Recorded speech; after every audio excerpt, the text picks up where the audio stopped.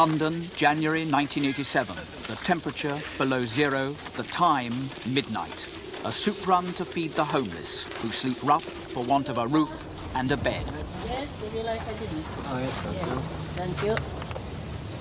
I tell you the truth, when I went home, I couldn't go to bed. I reached home 1 o'clock. And when I opened my door and look into my place and remember here, I couldn't go to bed. Good evening and welcome to This Week. Perhaps the most startling thing about those images we've just seen is that they belong to Britain in 1987. Of course, we expect such things in Africa and Asia. Indeed, this year is designated by the United Nations as the International Year of Shelter for the Homeless, a phrase which has very much the ring of the Third World about it. Yet in this case, the focus is not there, but on Britain. It's over half a century since George Orwell wrote Down and Out in Paris and London, a book which included a vivid and moving account of the plight of the homeless in the Britain of the 1930s. Over 50 years on, Peter Gill's been down and out among the homeless of 1987 to find out who they are and why they're there.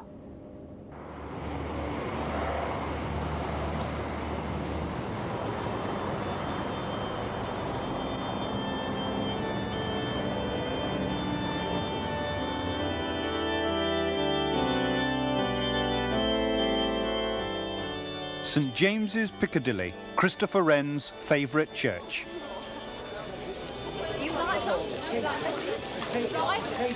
And a roll. Anything else with it? Curry and salmon. For 10 days this month, it opened its doors to the homeless. They called them guests. Some of the guests were drunk, aggressive and smelly. Most of them, though, were sober, passive and washed, troubling victims of personal, domestic and social crisis.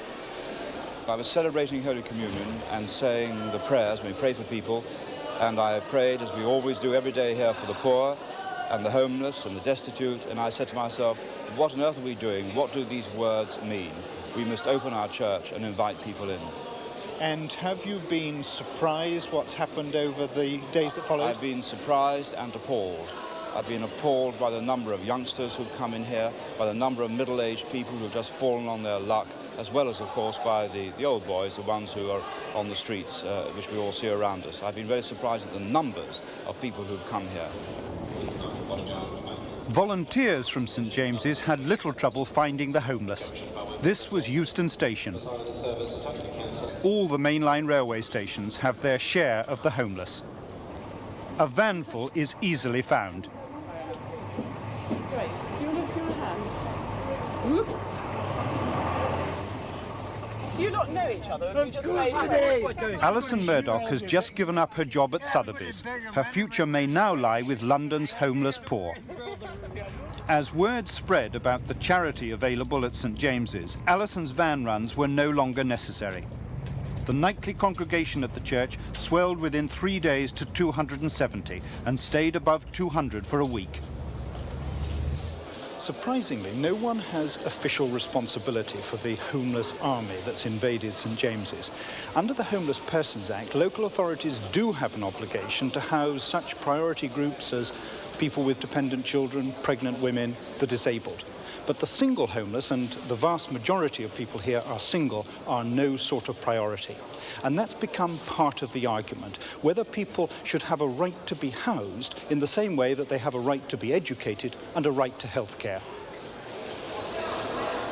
Official figures suggest there are 250,000 homeless in Britain. But that's only those who qualify to be housed. There's no accounting for those who don't, still less for those who sleep rough. Some are stuck in the gutter, others might be helped out. The bulk of the people, certainly in London, that need more assistance are middle-aged people, many of whom have had perfectly settled lives at one time, now have got into a mess and perhaps need some assistance to get back out of it. They were the ones that I felt we should be directing a little more attention to, because many of them were perfectly respectable people who had become dossers for no want of their own. It's midnight back at St James's, Piccadilly. An unlikely congregation settles down for the night.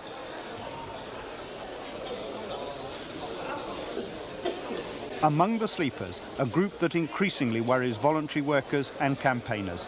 the young. Well, the government has accepted that its board and lodgings regulations have been a disaster, and it's going to lift the time limits because there's been such an outrage from social workers, probation officers, church people, as well as the housing activists like ourselves. I mean, the idea of making young people move around the country and search for jobs that don't exist is just unacceptable. And we've asked Edwina Curry, given that her government is going to lift the time limits next year, couldn't she do that immediately? What's the answer been? No straight answer yet. There's obviously a bit of a dilemma there, but we gave a lot of thought to it last year when the regulations were changed. And the view that we took, which I must say I still think is quite sensible, was that it didn't seem right to encourage young people to come from areas of high unemployment in town A to come to high unemployment areas in town B. And they were actually coming occasionally from areas of slightly lower unemployment to higher unemployment and then claiming their allowances. But in London, the result seems to be that if young people are thrown out of B&B because of your time limits, they end up, or a good number of them do, on the streets. Well, it does seem to happen occasionally. On the other hand, it does mean sometimes that young people think hard about whether having a fight at home and going out and then claiming the DHSS money is such a sensible thing to do. Women were in a small minority at St James's, but their numbers are also increasing, notably among the young. Shouldn't the Homeless Persons Act be extended at least to put an obligation on local authorities to house young women who might be at risk in places like London? Well, I suspect that might be regarded as discriminatory because, of course, young boys are just as much at risk. But one of the visits that I did was to Cedar Lodge, the resettlement unit, which is run by the DHSS and which takes women, and which had vacancies during the worst of the weather. It did have some young people in there, but again, the bulk of the people who had taken advantage were older people who are now seeking help to get re-established. 6:30 a.m. St James's must now be emptied for a more conventional day.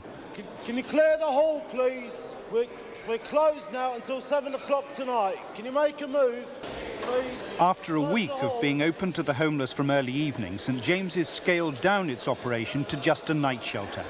It is election year, and politicians are always pleased to appear in a generous and loving and caring light. It may just be that there will be some initiatives which will, at least temporarily, alleviate the problems of homelessness. But I'm afraid I'm realistic enough to know that because of this collapse of idealism which I've mentioned, it needs much more than an election to really change the circumstances of the poor.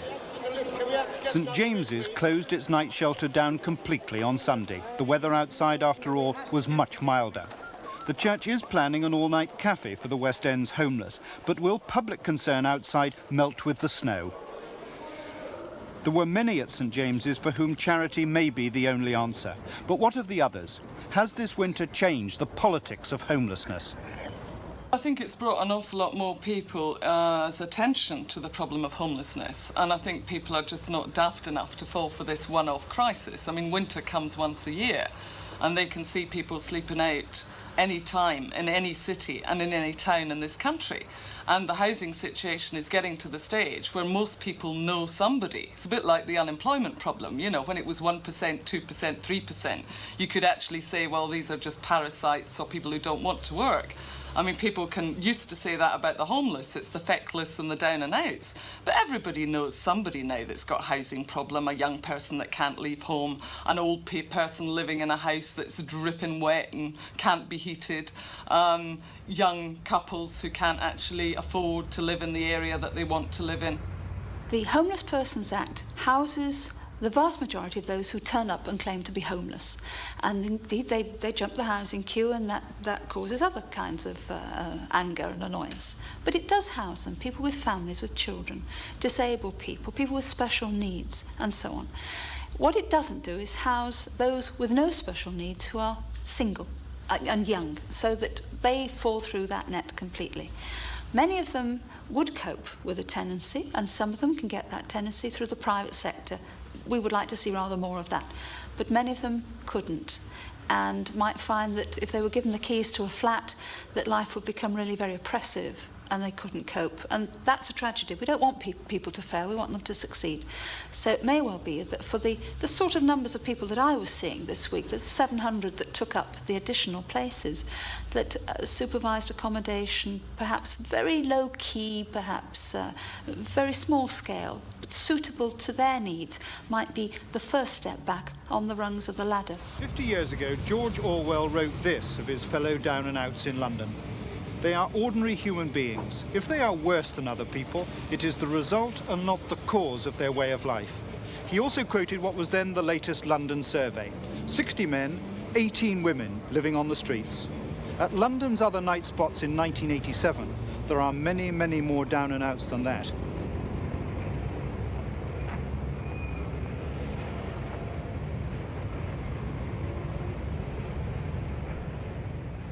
Peter Gill and Down and Out in 87, where tonight on the streets of London the temperature, according to the Met Office, is once more hovering around 0.